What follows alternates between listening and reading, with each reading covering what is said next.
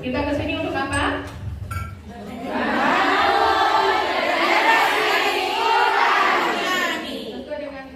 Al-Qamar ayat 32, walaqad yassarna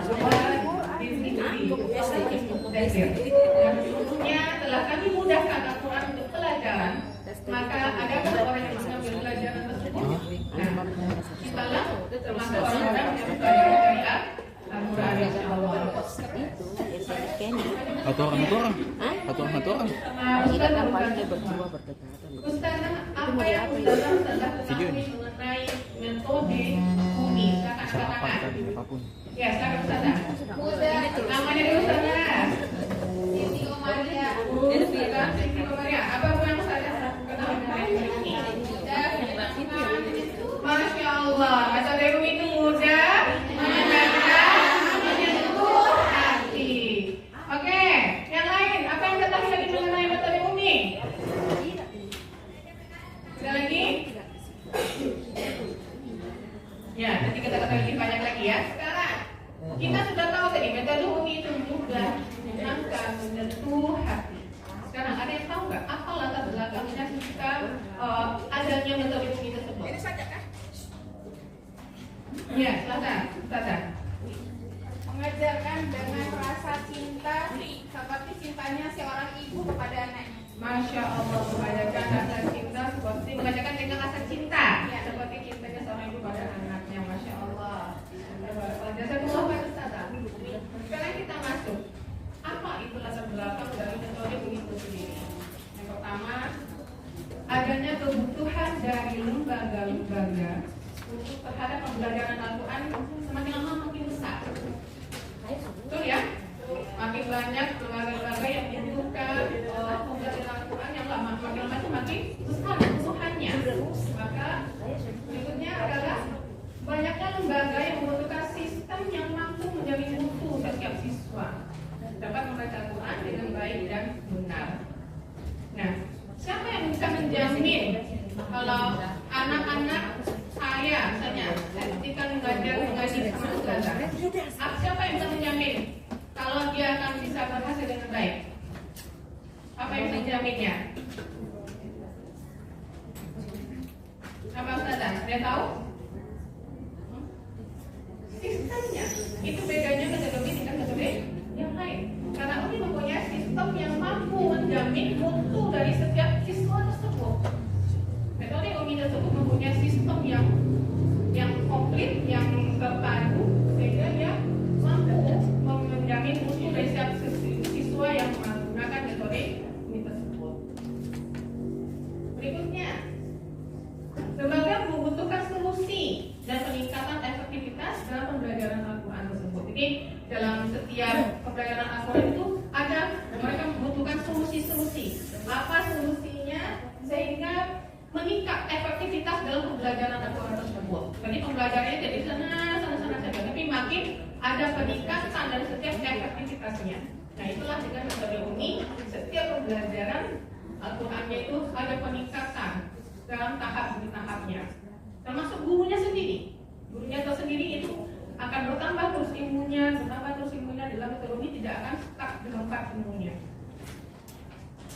Berikutnya, tadi disebutkan sama Bunda Khadijah ya. Itu apa tadi Bunda? Mudah menyentuh hati. Itu yang disebut Bunda tadi adalah moto dari metode Umi. Apa yang disebut dengan mudah? Mudah. Selama ini kita melihat pembelajaran Al-Quran itu kayak kesulitan. Sulit ya? Sulit. Kadang-kadang ada anak-anak yang takut belajar Al-Quran.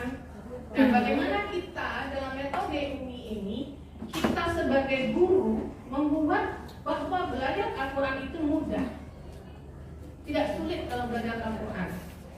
Nah, inilah tugas kita sebagai guru untuk membuat murid-murid kita merasakan belajar Al-Quran itu adalah hal yang mudah, tidak hal yang sulit. Menyenangkan. Siapa yang menyenangkan ini? Gurunya. Jadi pelajaran itu akan mudah kalau gurunya menyenangkan. Kalau gurunya dikit-dikit ambekan, dikit-dikit gurunya marah, akhirnya nggak menyenangkan pelajaran tersebut. Makanya disinilah kita sebagai guru Al-Quran harus bisa menjadi pribadi yang menyenangkan buat murid-murid kita. Gitu. Jadi kalau belajar dalam metode ini, guru di metode ini harus selalu tersenyum, smile. Ayo senyum bu, smile ya. Jadi guru-guru metode ini itu tidak ada. Ya. Jadi guru metode ini itu harus dilatih untuk melatih dirinya untuk selalu menyenangkan murid-muridnya, menjadi teladan bagi murid-muridnya. Jadi sehingga murid-muridnya dengan senang hati belajar, selalu bersemangat untuk belajar. Berikutnya menyentuh hati. Jadi kita coba mudah. Bagaimana mudah bu? Kalau mudah bagaimana? Mudah, ya. Mudah. Menyenangkan bagaimana?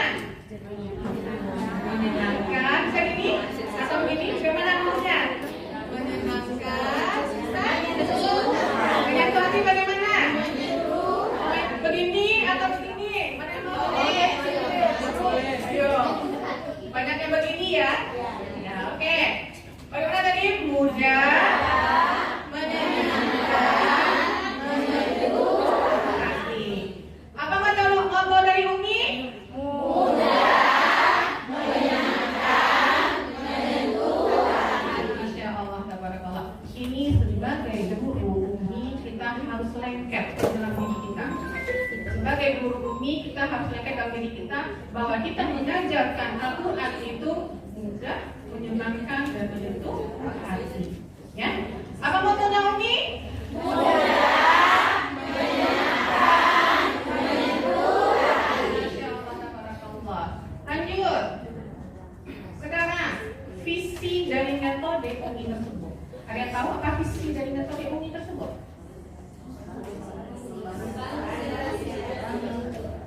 Apa? Membangun generasi Qurani. Ada lagi?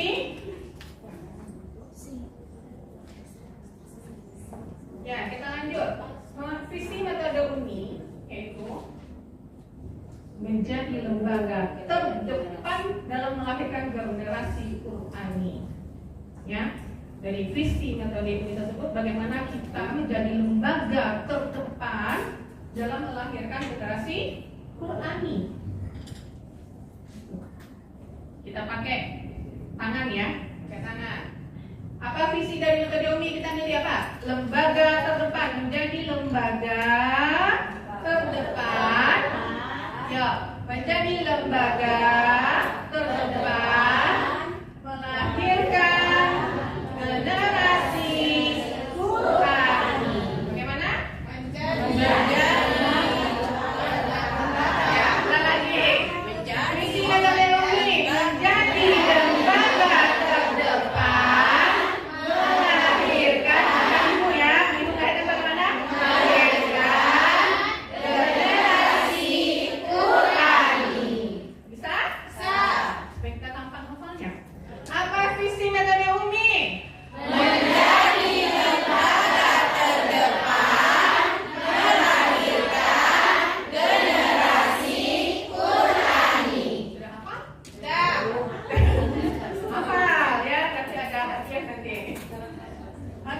menjadi lembaga terdepan melahirkan generasi Qurani. Itu adalah visi dari metode Umi tersebut.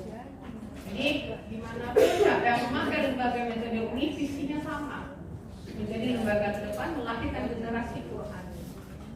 Berikutnya, bagaimana generasi Qurani tersebut?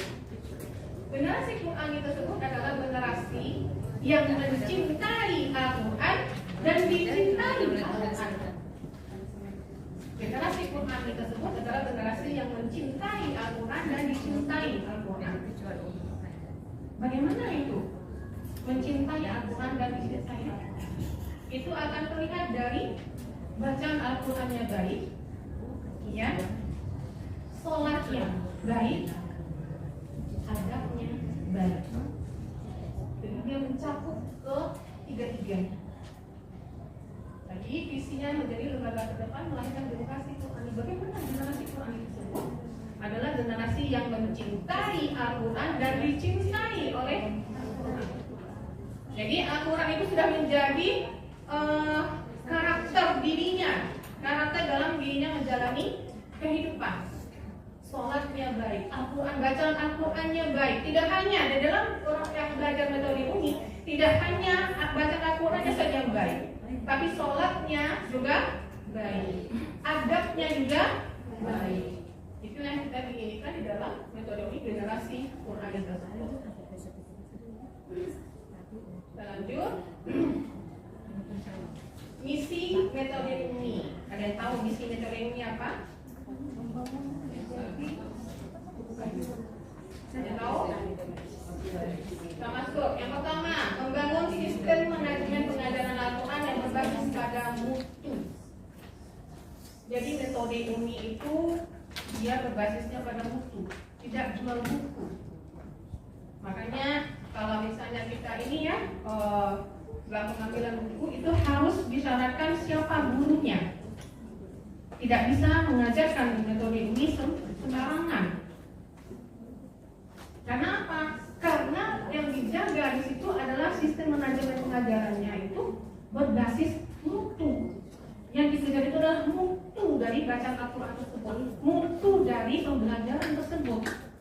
Jadi gurunya harus guru-guru yang memang sudah mengikuti sertifikasi atau guru-guru yang sudah memang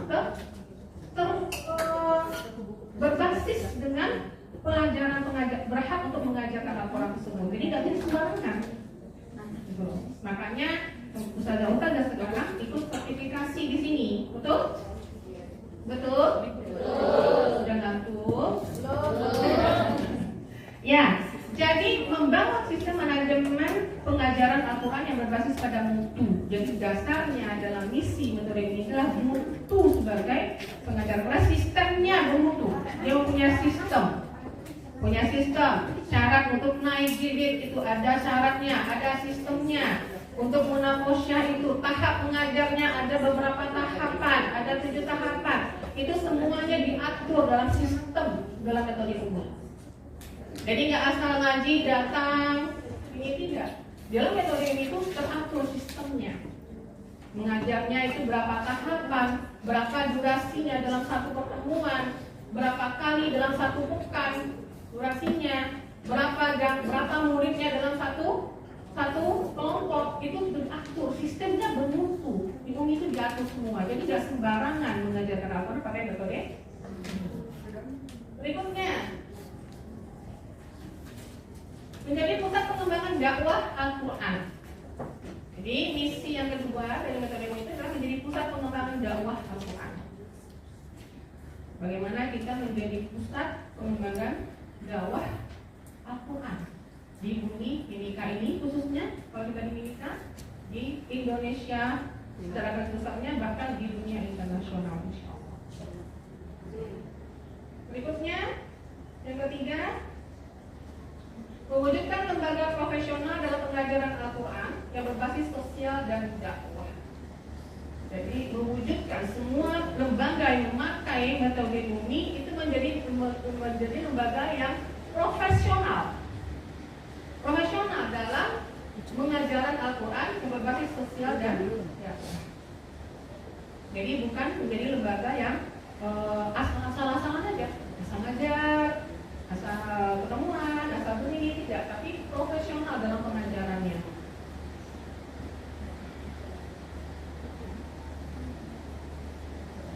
Kenapa ini?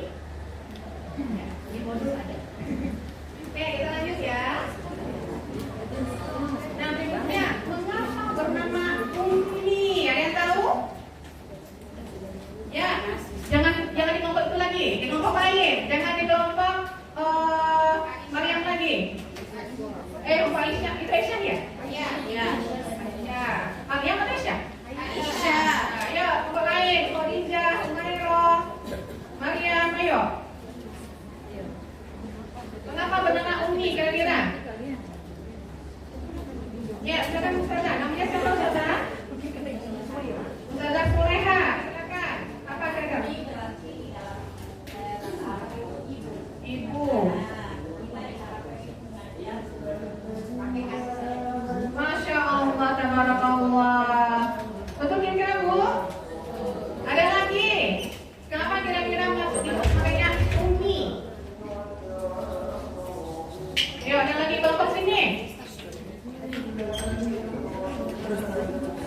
hidup tadi.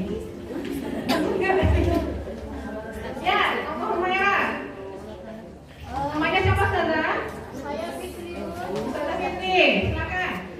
Karena Umi itu kan ibu, sedangkan ibu itu adalah madrasah pertama buat anak. Masya Allah, tabarakallah. Ya, ibu itu adalah madrasah pertama dari untuk anak-anaknya.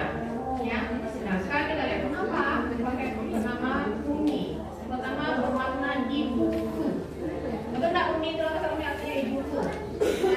Oh ya, jadi ibuku memakaikan bahasa ibu. Yang kedua, menghormati jasa ibu yang telah mengajarkan kita bahasa kepada kita. Betul nggak ibu yang pertama mengajarkan bahasa kepada kita? Ya, anak-anak kecil di tanah Arab itu kecil-kecil sudah bisa bahasa Arab. Kita sudah tua gini nggak bisa bahasa Arab, ya kan? Itu kenapa itu bisa anak-anak kecil itu di Makkah sana, Madinah sana mereka kecil-kecil sudah bisa bahasa Arab. Kenapa kira-kira Bu? Ibunya saya bahasanya bahasa Arab. Jadi menghormati jasa ibu itu mengajarkan bahasa kepada kita. Makanya namanya Umi. Berikutnya yang ketiga, pendekatan yang digunakan adalah pendekatan bahasa ibu. Tadi ya, pendekatannya digunakan pendekatan bahasa ibu. Bagaimana bahasa ibu? Ya, bahasa ibu itu kita lihat bagaimana bahasanya ibu ya. Lembut, ibu itu lembut atau garang? Lembut atau garang?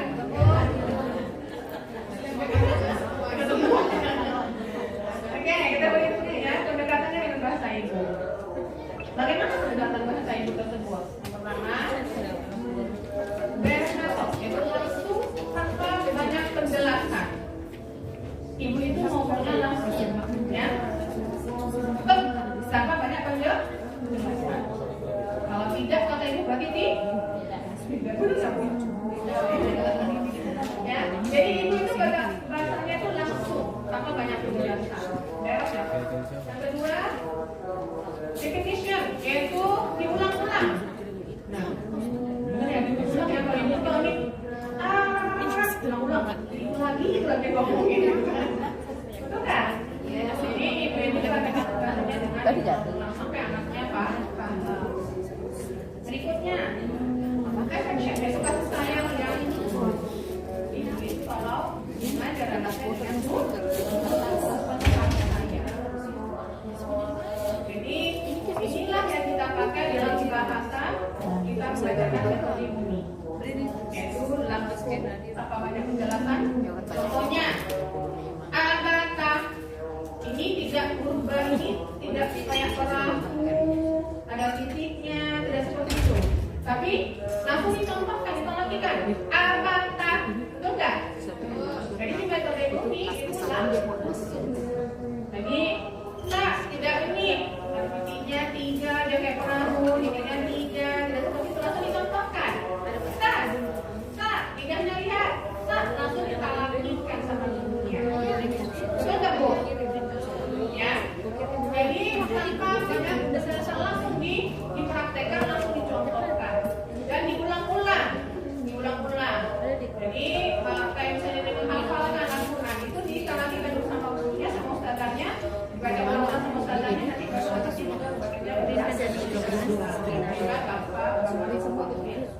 kasih sayang yang tulus. Jadi salah ininya itu dengan kasih sayang yang sampai di sini paham satu ustazah? Paham atau udah ngantuk? Yuk, udah ngantuk kalau orang lagi dong situ. Ya, berikutnya ada muazan yang terakhir ya. Kekuatan mutu. Kekuatan dari mutu bunyi itu apa ustazah? Lihat ya, kira-kira apa? Apa kekuatan mutu dari bunyi? Ya, metode yang bermutu. Apakah yang bikin mutu? Kekuatan bunyi itu metodenya berbeda-beda.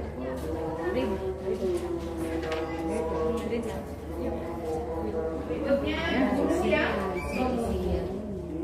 Metodenya bermutu kenapa? Karena dia sudah telah tahapan-tahapannya. Jilid 1 itu mempelajari apa? Dari jilid 1 belajar apa saja? Guru hijaiyah berharokat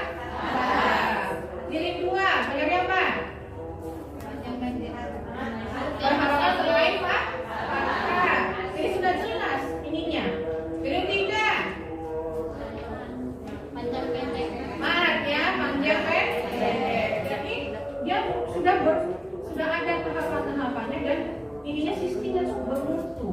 Bagaimana gurunya, syarat untuk naik dari situ, kalau dia belum paham mengenai panjang pendek maka dia belum bisa masuk ke grade 4. Jadi berkesinambungan semuanya. Itulah dia guru yang bermutu. Bagaimana guru bermutu? Guru metode uni itu harus lulus tasik, ikut tasik dan ikut sertifikat. Jadi bisa tahu bagaimana cara mengajar yang benar. Tidak asal mengajar saja. Jadi tahu cara mengajarkan ini bagaimana, cara mengajarkan tahapan ini bagaimana, tahap belajarnya bagaimana. Jadi gurunya yang bermutu. Maksudnya sistem yang bermutu. Sistemnya bermutu. Jadi ada sistemnya tidak naik ini tidak sembarangan. Nanti begitu ini juga lulusnya juga ada monokosiannya, ya, ada uji publiknya lagi dia kotaman nanti. Jadi ya sistemnya itu bermutu, berkesinambungan semua. Jadi kalau kelulusannya itu bisa diuji. Berikutnya kita agak cepat aja ya. Metode uni disusun secara sistematis. Kalau saya Ustaz lihat ya, dari jilid ke jilid, huruf ke huruf itu sistemnya tersistematis betul. Jadi halaman per halaman ada pertemuan huruf yang hampir sama, ya, huruf sin dengan shin didekatkan, huruf ta dengan zai didekatkan, itu sistematis sekali kalau uni. Jadi betul-betul di ini kan, pendekatan yang sering kita salah, dan terus diuji. Dan semuanya sistematis sampai ke utamanya tahap-tahapan sistematis. Berikutnya disusun oleh tim ahli pembelajaran Al-Quran yang berpengalaman dan berkolaborasi dengan ahli sistem. Jadi tidak hanya ahli pembelajaran Al-Quran saja, tapi sistemnya pun juga ahli, saling berkolaborasi. Makanya sistemnya mempunyai mutu yang sangat bagus. Saya baru berikan satu. Berikutnya ditafsir oleh ahli Al-Quran yang mempunyai sanad mutasil sampai dengan Rasulullah SAW. Jadi ditafsirnya itu tidak oleh mentafsir sembarangan dan itu langsung mempunyai sanad mutasil sampai dengan Rasulullah SAW. Karena Al-Qurannya. Nah ini guru kita dari metode uni dan di pusat ya, Dr. Kiai Haji Mudawi, Ma'arif Kesi. Nah kita ini masuk sudah sama ke atas, itu kita belajarnya ke beliau, nyambung ke guru kita, beliau masuk kepada Yang mana mau dibawa? juga sangat keilmuannya, itu dari Ustaz Yusuf, yang kemarin udah sini, terus Ustaz Masuri, nanti ke Kiai yang akan bergabung sampai ke Syekh Ahmad Zaini Dahlan. Berikutnya, apa itu 7 mutu Al-Quran? Ada 7 mutu guru Al-Quran. Kita ini semua guru Al-Quran bukan Bu?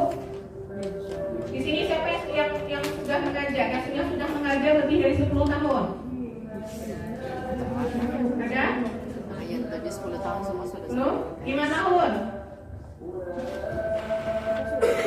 Belum ya? 3 tahun? Ya, Ustaz Haji sama Dian ya. Ya, jadi mengajarkan Al-Quran itu mempunyai mutu yang harus kita perhatikan. Untuk Al-Quran ini adalah takdir bacaan Al-Qurannya. Bacaan Al-Quran kedua, menguasai qoreh dan tajwid. Jadi kemarin yang kalau sudah lulus pasti berarti sudah lulus di sini. Bacaan tajwidnya, qorehnya. Berikutnya istiqomah membaca Al-Quran. Ini sangat lucu ya kalau kita buka Al-Quran tapi sehari-harinya kita tidak membaca Al-Quran. Ya, berarti mulai dari hari ini kita ustazah kita menjawabkan dalam keseharian kita itu dekat dengan Al-Quran. Bukanlah disebut dengan guru Al-Quran kalau dia sehari-harinya tidak membaca Al-Quran. Ya, di sini tadi ustazah sudah baca Al-Quran dari subuh.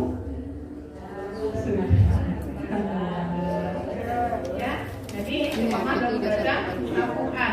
Tidak ada ininya sesibuk-sibuknya kita, Al-Quran tetap menjadi yang utama. Berikutnya, menguasai metodologi umi. Metodologi umi, setiap guru dan metodologi umi harus tahu metodologinya, cara mengajarkannya.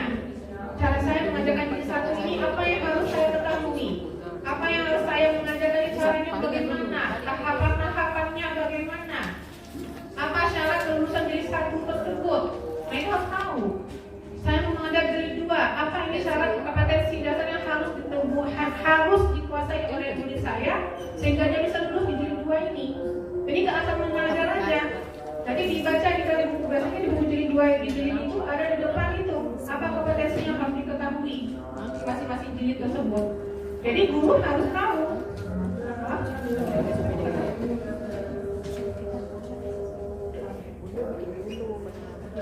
Di halaman pertama ini aja.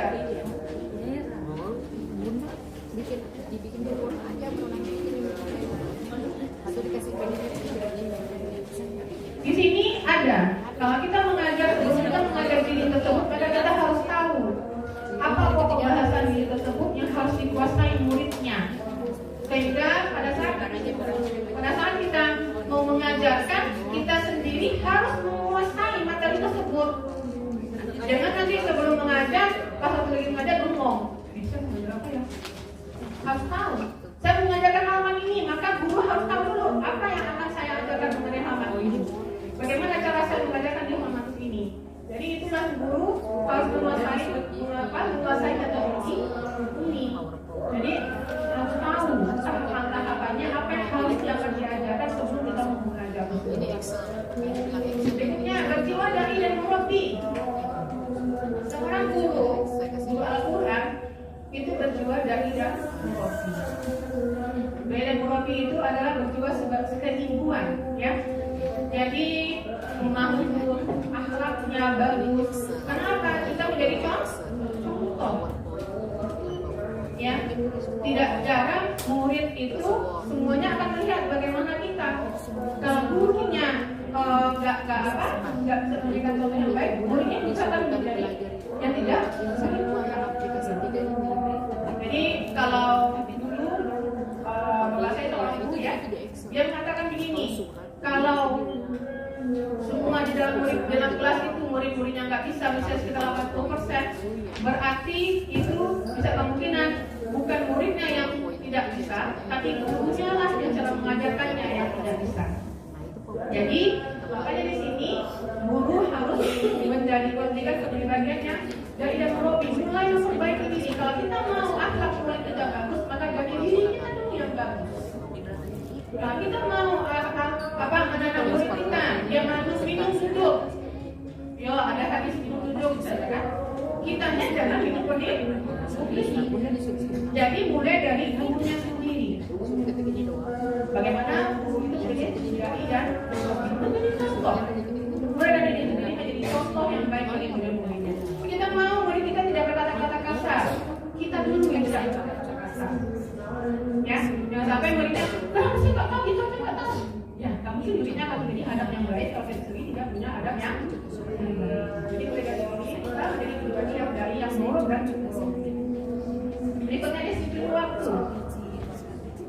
Ya, ini yang perlu banyak di orang Indonesia, maksud saya ya, disiplin waktu ya. Bagaimana kita mendirikan waktu? Begitu datang mengajar setengah 4, ya setengah 4 sudah hadir. Sebelum setengah 4 itu sudah hadir. Jangan sampai setengah 4 anak-anak sudah berlari-lari kemana-mana, gurunya entah di mana. Ya, itu bukan guru yang bermutu seperti itu. Jadi guru yang bermutu itu disiplin dengan waktu. Nah, seperti tadi ya, tidak ada lagi yang terlambat nanti ya, tidak ada yang terlambat. Kita berikan dasarkan sekarang. Berikutnya komitmen pada mutu. Jadi komitmen pada mutu, bagaimana kita berkomitmen atas mutu yang telah ditetapkan oleh di ada standarisasi yang ada. Berikutnya, Umi itu mempunyai 10 pilar sistem. Nah, ada 10 pilar itu dan ini semua guru harus hafal. Ya,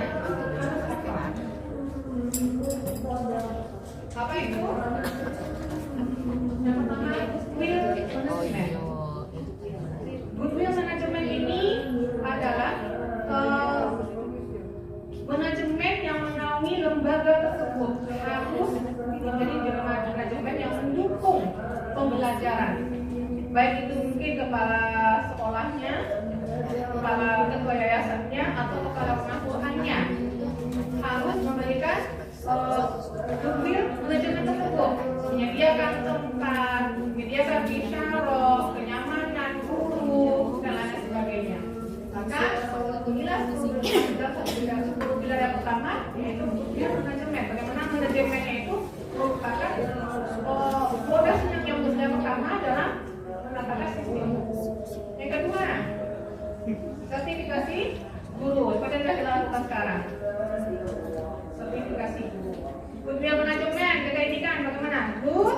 Goodwill manajemen, ya. Tangannya bagaimana, Bu? Yang pertama apa? Goodwill manajemen. Yang kedua, sertifikasi guru aturan. Ya, ini sertifikasi sekarang ya, kita tunjuk pada spanduknya. Yang pertama apa? Goodwill manajemen. Yang kedua, sertifikasi guru aturan. Berikutnya yang ketiga, waktu yang memadai. Kita pakai tangan kita. Waktu yang memadai. Jadi sertifikasi guru itu setiap guru atau ini wajib ikut sertifikasi. Ya, kalau belum boleh mengajarkan sebelum ikut sertifikasi. Kenapa? Di dalam sertifikasi itulah adanya pelajaran bagaimana cara mengajarkan metode tersebut. Jadi kalau seandainya tidak belum ikut sertifikasi, berarti nanti bingung cara saya mengajarkan sudah benar atau belum. Jadi inilah hikmah kita ikut sertifikasi. Waktu yang memadai. Di dalam metode umi itu ada waktu-waktu yang diinikan. Untuk yang kelas SD, SMP, anak-anak itu 60 menit kali 5 kali pertemuan. Ya, 5 TM 60 menit dan setiap pekannya. Itu untuk anak-anak SD dan TPQ. Kalau untuk yang TK itu sama ya, 60 menit dan 5 kali pertemuan 5 TM. Kalau untuk dewasa 2 kali pertemuan 2 TM satu minggu, durasinya 90 menit. Karena anak-anak tadi 60 menit, dewasa itu 2 kali pertemuan durasinya 90 menit. Jadi waktunya itu betul-betul diperhatikan. Berikutnya, rasio guru dan siswa yang proporsional. Ya, tadi waktu memadai seperti ini, tangannya di jam. Ya, yang ketiga apa tadi? Waktu yang memadai. Berikutnya, rasio guru dan siswa yang proporsional. Ya, rasio guru dan siswa yang proporsional. Maksudnya apa? Di dalam LTO itu diatur satu kelompok anak TPQ SD SMP, satu kelompok itu siswanya jumlahnya 10 maksimalnya satu kelompok. Kalau prakteka satu guru itu 6 murid 6 siswa. Kalau SD TPQ satu guru 10 siswa. Kalau dewasa satu guru 13 siswa. Jadi semuanya sudah diatur, rasio gurunya juga sudah diatur di dalam metode ini. Sehingga tidak ada yang namanya nanti anak-anak yang berkeliaran karena beban gurunya bukan banyak murid, atau enggak kepantau pengembangan muridnya. Berikutnya koordinator yang handal. Siapa koordinator yang handal? Kita di sini adalah calon koordinator yang handal, betul? Jadi tadi rasio guru yang proporsional, koordinator yang handal bagaimana? Kita koordinator yang handal. Jadi koordinator yang handal itu apa tugasnya koordinator laporan itu? Memastikan kalau proses pembelajaran di lembaga tersebut berjalan dengan baik. Yang kedua, memastikan untuk kenaikan jilid. Untuk anak-anak atau siswa-siswa yang mau naik jilid itu betul-betul memenuhi kompetensi dasar yang harus dipenuhi itu syarat kenaikan jilid tersebut. Jadi nggak asal kenaikan jilid saja. Jadi koordinator yang handal itu di dalam umi koordinatornya itu betul-betul harus yang handal, bertanggung jawab terhadap semua kegiatan di dalam belajar dan mengajar di dalam lembaga tersebut. Berikutnya yang keenam,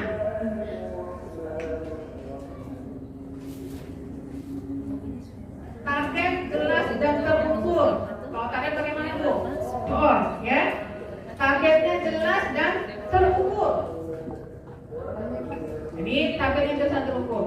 Untuk lulus jilid 1, maka dia harus menguasai bacaan jabar harokat fathah dengan benar. Untuk jilid 4 harus menguasai bacaan yang bersukun dan bertasydid. Jadi sudah ada target-target yang terbuka jelasnya. Untuk lulus munaqasyah harus menguasai berbagai macam yang harus dia ikuti tes-tesnya. Jadi targetnya jelas dan terukur.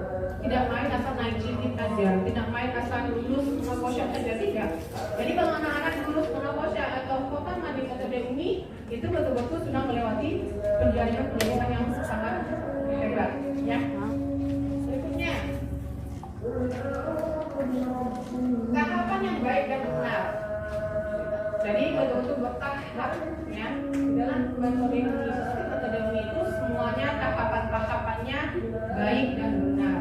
Mulai dari tahapan mengajarnya, ada 7 tahapan mengajarnya, nanti itu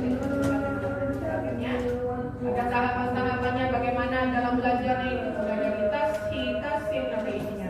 Semuanya punya tahap yang baik dan benar. Berikutnya, master reading yang konsisten.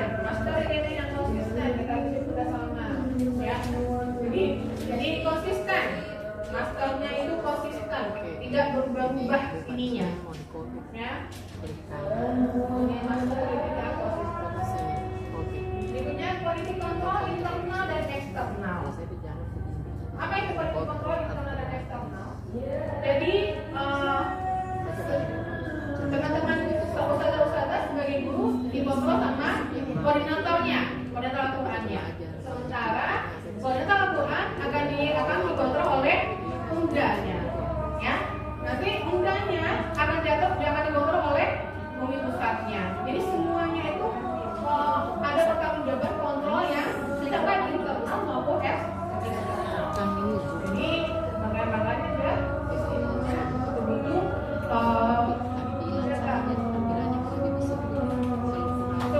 progres report setiap siswa. Nah ini tugas kepala jadi koordinator laporannya setiap bulan itu harus mengetahui progres report setiap siswanya. Jadi koordinator laporan itu tahu harus dapat melaporkan bagaimana progres report setiap siswanya. Nah itu dari mana? Dari buku prestasi. Setiap hari guru harus mengisi buku prestasinya. Setiap hari guru harus mengisi jurnal hariannya. Maka di situ progres reportnya tetap selalu ada. Jadi tidak bisa diketahui setiap bulan itu ini kenapa anak ini kok belum bergerak bacaannya, ada apa, cara mengatasinya bagaimana. Itu dari progres report setiap siswa ini. Ya. Sampai di sini kira-kira paham, saudara-saudara? Paham atau sudah ngantuk? Udah apa kita dari sini?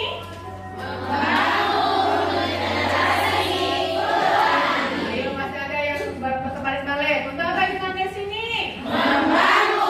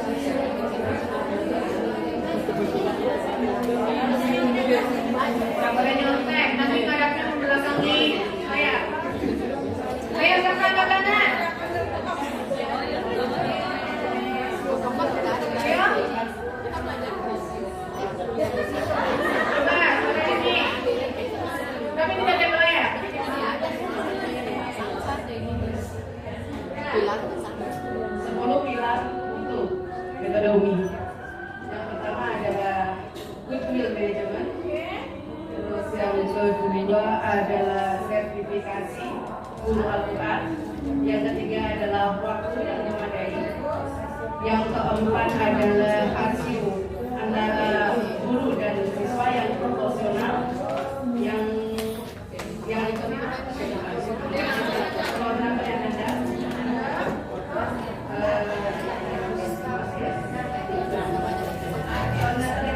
terus mungkin target yang jelas dan terukur, terus tahapan yang baik, terus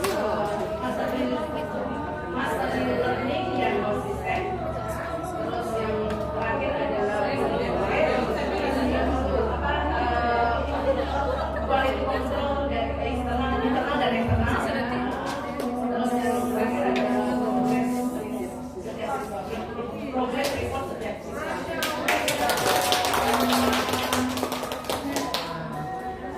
Aziz, poin 2 untuk bintangnya Ustaz Aziz. Kira-kira panitia ada hadiah nggak buat Bunda Ustazah ini? Poin 2 atau poin 3 sudah sama? Ini tuh. Ini. Iya ya? Ini. Ya itu. Poin Hadiah. tiga bintang. Oke, ada hadiah pin Uni. Masya Allah, tabarakallah. Ini tidak sembarang orang bisa pakai pin ini ya. Tabarakallah, selamat semangat belajar dan mengajarnya. Oke, berikutnya Kalau begitu ya. Katanya mungkin supaya kita tidak sampai bagian hadiah. Kita tidak berhadiah.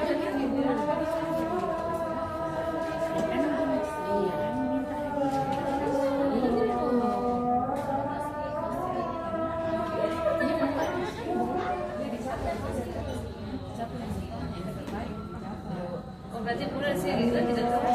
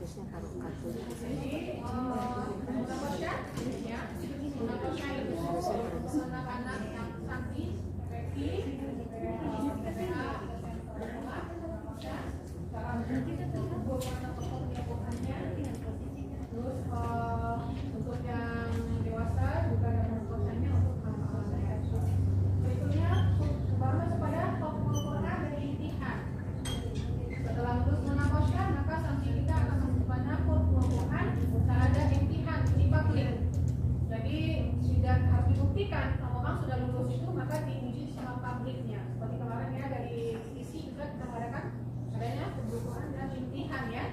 Jadi pabrik bekerja dari ulama-ulama di daerah sini beserta dan temannya. Jadi yang pertama apa tadi Bu? Yang kedua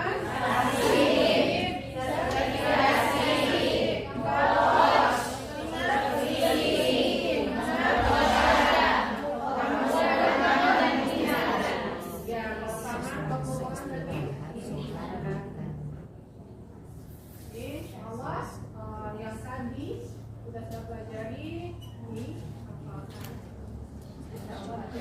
tes lagi ya. Nah dia tadi jawabannya sudah bisa dan sudah saya kan sudah tahu jawabannya insyaallah. Jadi itu saja saudara-saudara semua, semoga barokah ilmunya hari ini. Nah hari ini kita disemakan dan jadi wasilah kemudian kita dalam belajar mengajar ya. Karena kita sudah belajar, maka kita mengajarkan akan semakin kuat ilmu kita. Ya, jadi makin banyak kita belajar mengajar, maka harus makin banyak juga kita menambah jangan juga puas. Oke, maka katakanlah seorang guru kalau dia puas dalam ilmunya di situ saja. Kita sudah bisa kok, ya sudah lulus kasih, sudah lulus kok, kita nggak ada merasa ilmu lagi. Maka silakan seorang guru merasa dia merasa dirinya sudah puas dengan ilmunya tersebut. Karena sesungguhnya ilmunya cuma kecil, ya. Jadi belum seberapa sebenarnya ilmu kita dapat. Jadi kalau kita ada masa puas untuk kasih, oh saya sudah hebat, saya sudah bersyahadat, tidak. Masih ada lagi ilmu lain lagi yang harus kita terima. Ini saja dari saya. Mohon maaf lahir batin.